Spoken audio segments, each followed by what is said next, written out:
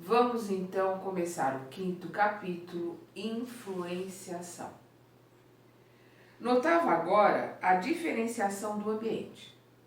Para nós outros, os desencarnados, a atmosfera interior impregnava-se de elementos balsâmicos regeneradores. Cá fora, porém, o ar pesava. Acentuara-se-me sobremaneira a hipersensibilidade diante das emanações grosseiras da rua. As lâmpadas elétricas assemelhavam-se a globos pequeninos de luz muito pobre, isolados em sombra espessa. Aspirando as novas correntes de ar, observava a diferença indefinível. O oxigênio parecia tocado de magnetismo menos agradável. Compreendi uma vez mais a sublimidade da oração e do serviço da espiritualidade superior na intimidade das criaturas. A prece, a meditação elevada, o pensamento edificante refundem a atmosfera, purificando-a. Olha só que coisa, refundem a atmosfera, purificando-a. O instrutor interrompeu minhas íntimas considerações, exclamando: a modificação, evidentemente, é inexprimível. Entre as vibrações harmoniosas da paisagem interior, iluminada pela oração, e a via pública, repleta de emanações inferiores, há diferenças singulares. O pensamento elevado santifica a atmosfera em torno e possui propriedades elétricas que o homem comum está longe de imaginar. A oração possui propriedades elétricas que o homem comum está longe de imaginar. A rua, no entanto, é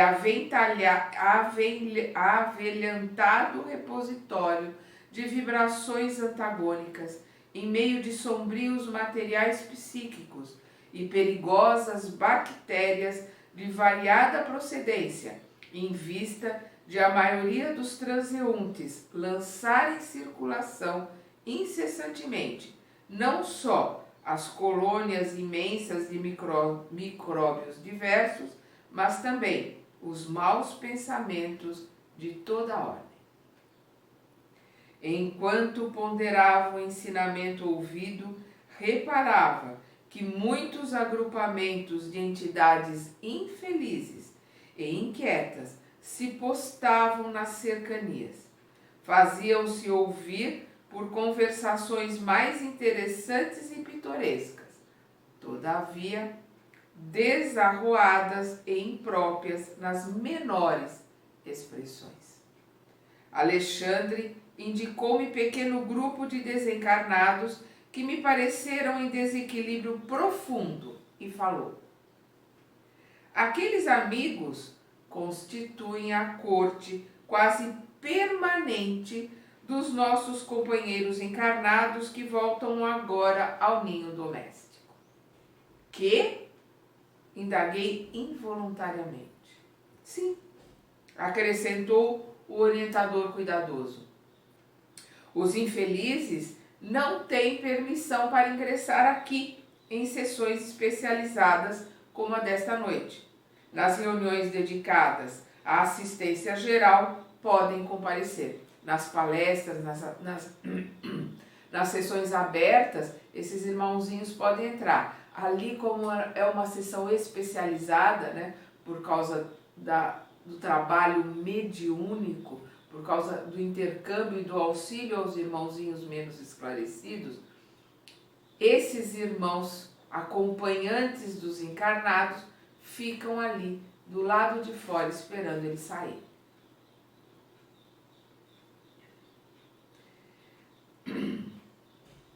Nas reuniões dedicadas à assistência geral, podem comparecer. Hoje, entretanto, necessitávamos socorrer os amigos para que o vampirismo de que são vítimas seja atenuado em suas consequências prejudiciais. Então ali eles estavam apartados porque eles, da espiritualidade superior que estavam trabalhando ali, iriam auxiliar os encarnados com um trabalho de limpeza, um trabalho de ajuda ali ao vampirismo que eles sofrem por sintonia, né? por vibração, por escolha própria. Impressionou-me a excelência de orientação. Tudo naqueles trabalhos obedecia à ordem pré-estabelecida. Tudo estava calculado, programado, previsto. Agora, prosseguiu Alexandre bem-humorado, repare na saída de nossos colaboradores terrestres. Observe a maneira pela qual voltam instintivamente aos braços das entidades ignorantes que os exploram. Fiquei atento. Dispunham-se todos a deixar o recinto tranquilamente. À porta, junto de nós, começaram as despedidas entre eles. Graças a Deus! Exclamou uma senhora de maneiras delicadas. Fizemos nossas preces em paz, com imenso proveito. Como me sinto melhor, comentou uma das amigas mais idosas. A sessão foi um alívio. Trazia o espírito sobrecarregado de preocupações, mas agora sinto-me reconfortada, feliz. Acredito que me retiraram pesadas nuvens do coração. Ouvindo as orações e partilhando as tentativas de desenvolvimento para o serviço ao próximo, grande é o socorro que recebemos. Como Jesus é generoso! Um cavalheiro de porte distinto adiantou-se observando. O Espiritismo é o nosso conforto. Os compromissos que temos são muito grandes diante da verdade, e não é sem razão que o Senhor nos colocou nas mãos as lâmpadas sublimes da fé. Em torno de nossos passos choram os sofredores, desviam-se os ignorantes no extenso caminho do mal. Dos céus chegam até nós ferramentas de trabalho. É necessário servir intensamente, transformando-nos em colaboradores fiéis da revelação nova. Exatamente, concordou uma das interlocutoras, comovida com a exortação. Temos grandes obrigações, não devemos perder tempo. A doutrina confortadora dos espíritos é o nosso tesouro de luz e consolação. Ó, meus amigos, como necessitamos trabalhar! Jesus chama-nos ao serviço. É imprescindível atender. Reconhecendo os característicos de gratidão e louvor da palestra, expressei sincera admiração, exaltando a fidelidade dos cooperadores da casa. Demonstravam-se fervorosos na fé, confiantes no futuro e interessados na extensão dos benefícios divinos, considerando as dores e necessidades dos semelhantes. Vendo-me as expressões encomiásticas, quer dizer, elogiosas, Alexandre observou sorrindo. Não se impressione.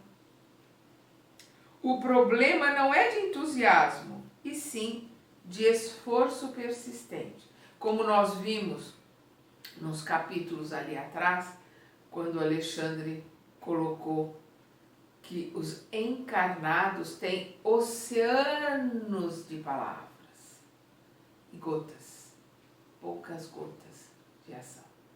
É isso que o Alexandre vai começar a mostrar aqui para o André. Não se entusiasme com as palavras.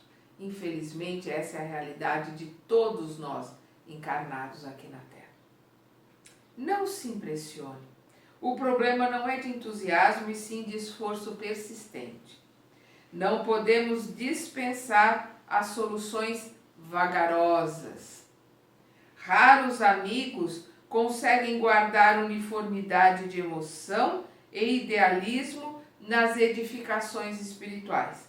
Vai para 9 anos, com algumas interrupções, que me encontro em concurso ativo nesta casa e mensalmente vejo desfilar aqui as promessas novas e os votos de serviço.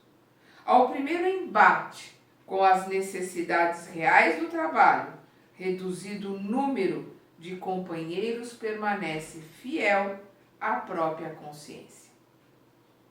Nas horas calmas, grandes louvores. Nos momentos difíceis, disfarçadas deserções, a pretexto de incompreensão alheia. Melindres, né? Sou forçado a dizer que, na maioria dos casos, nossos irmãos são prestativos e caridosos com o próximo, se tratando das necessidades materiais, mas quase sempre continuam sendo menos bons para si mesmos, por se esquecerem da aplicação da luz evangélica à vida prática. Prometem excessivamente com as palavras, todavia, operam pouco no campo dos sentimentos. Com exceções, irritam-se ao primeiro contato com a luta mais áspera. Após reafirmarem os mais sadios propósitos de renovação e, comumente, voltando cada semana ao núcleo de preces, estão nas mesmas condições, requisitando conforto e auxílio exterior. Estão quase sempre nas mesmas posições, ano após ano, a cada reunião, prometem, mas não colocam em prática. Voltam da mesma forma que estavam na reunião anterior. É o que ele coloca aqui, requisitando conforto e auxílio exterior, enquanto nós temos que pedir e buscar auxílio para a nossa reforma íntima, para a nossa mudança interior. Pedirmos do fundo do nosso coração, em todas as nossas orações, auxílio para que sejamos fortes, para conhecermos a nós mesmos e nos modificarmos. Não é com facilidade que cumprem a promessa de cooperação com Cristo em si próprios, base fundamental da verdadeira iluminação. É conosco que nós temos que nos preocupar. É com a nossa mudança que nós temos que trabalhar o tempo todo. Porque Alexandre silenciara, observei atenciosamente os circunstantes. Ainda se achavam todos eles, os encarnados, irradiando alegria e paz, colhidas na rápida convivência com os benfeitores invisíveis. Da fronte de cada um emanavam raios de espiritualidade surpreendente. Ainda ali na saída, mantinham com eles da fronte raios de espiritualidade surpreendente, porque eram os resquícios que ainda traziam do contato com a espiritualidade superior, das orações que fizeram, né? Num gesto significativo, o instrutor esclareceu. Eles ainda se encontram sob as irradiações do banho de luz a que se submeteram por meio do serviço espiritual com a oração. O banho de luz a que se submeteram por meio do serviço espiritual com a oração. Olha o que a oração é capaz de fazer para conosco, né? Nos banhar de luz, mudar a nossa vibração, mudar o nosso entorno. Nós temos que usar cada vez mais esse mecanismo poderoso que é a oração e que está nas nossas mãos. Se conseguissem manter semelhante estado mental, pondo em prática as regras de perfeição que aprendem, comentam e ensinam. Eu vou repetir. Se conseguissem manter semelhante estado mental, pondo em prática as regras de perfeição que aprendem, comentam e ensinam, fácil lhes seria atingir positivamente o nível superior da vida. Entretanto, André, como nós, que em outros tempos fomos inexperientes e frágeis, eles agora ainda o são também. Somos inexperientes e frágeis. Somos crianças buscando aprender. Cada hábito menos digno, adquirido pela alma no curso incessante dos séculos, funciona qual entidade viva no universo de sentimentos de cada um de nós, compelindo-nos às regiões perturbadas e oferecendo elementos de ligação com os infelizes que se encontram em nível inferior. Examine os nossos amigos encarnados com bastante atenção. Contemplei-os com interesse. Trocavam gentilmente as últimas saudações da noite, demonstrando luminosa felicidade.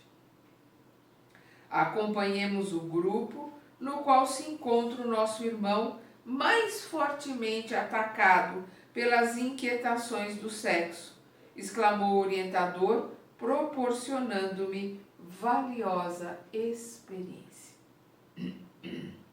O rapaz, em companhia de uma senhora idosa e de uma jovem, que logo percebi serem sua mãe e irmã, punha-se de regresso ao lar. Movimentamo-nos, seguindo-os de perto.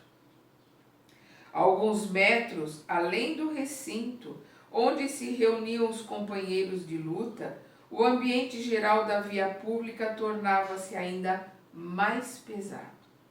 3 entidades de sombrio aspecto, absolutamente cegas para com a nossa presença, em vista do baixo padrão vibratório de suas percepções, acercaram-se do trio sob nossa observação. Encostou-se uma delas à senhora idosa e instantaneamente reparei que a sua fronte se tornava opaca, estranhamente obscura. Seu semblante modificou-se, desapareceu-lhe o júbilo irradiante, dando lugar aos sinais de preocupação forte. Transfigurara-se de maneira completa.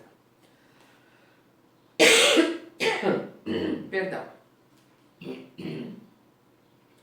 Ó meus filhos, exclamou a genitora, que parecia paciente e bondosa.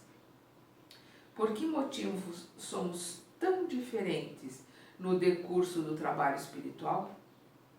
Quisera possuir, ao retirar-me de nossas orações coletivas, o mesmo bom ânimo, a mesma paz íntima.